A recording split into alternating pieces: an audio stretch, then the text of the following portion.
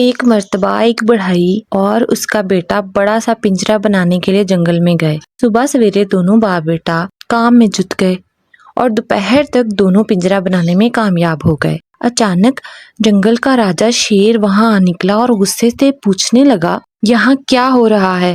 کس کی اجازت سے تم لوگ یہ پنجرا بنا رہے ہو؟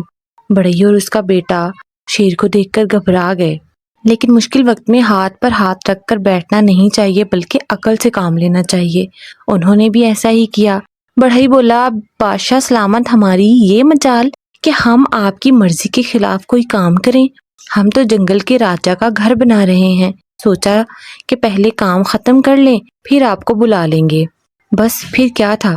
شیر بولا، اچھا تو یہ بات ہے۔ بڑھئی بولا، مہاراج آپ پنجرے میں داخل ہو کر دیکھیے۔ شیر نے آؤ دیکھا نہ تاؤ اور پنجرے میں داخل ہو گیا۔ بڑھئی کے بیٹے نے جلدی سے کنڈی لگا دی اور پھر اس نے اپنے بیٹے سے کہا کہ جلدی سے گرم پانی لے آؤ۔ لڑکا جلدی سے پانی گرم کر کے لے آیا اور پنجرے میں بند شیر کے اوپر ڈال دیا۔ شیر بہت چیخا چلایا، لیکن کہتے ہیں نا کہ پھر کیا ہوت جب چڑیا چگ گئی کھیت۔ اس کے بعد انہوں نے پنجرے کا دروازہ کھول دیا۔ شیر جنگل کی طرف بھاگ گیا۔ دونوں باپ بیٹا دوبارہ کام کرنے لگے جو ابھی باقی تھا، لیکن کچھ دیر بعد انہوں نے 3 شیروں کو اکٹھے آتے دیکھا۔ دونوں جلدی جلدی سے درخت پر چڑھ گئے۔ دونوں بہت پریشان ہوئے کہ اب ان کا مقابلہ وہ کیسے کریں گے۔ اب تو وہ تینوں ایک دوسرے پر سیڑھی بنا کر درخت پر چڑھنے لگے۔ یہ دیکھ کر دونوں باپ بیٹا مزید پریشان ہوئے۔ اچانک بڑھئی کے ذہن میں خیال آیا۔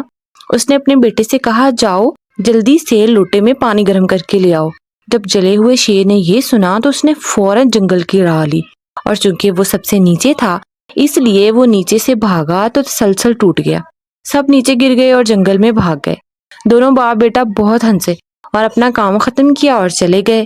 دیکھا آپ نے، اگر مشکل وقت میں ڈرنے چیخنے چلانے کی بجائے عقل سے کام لیں تو بڑے سے بڑا خطرہ بھی ٹل جاتا ہے۔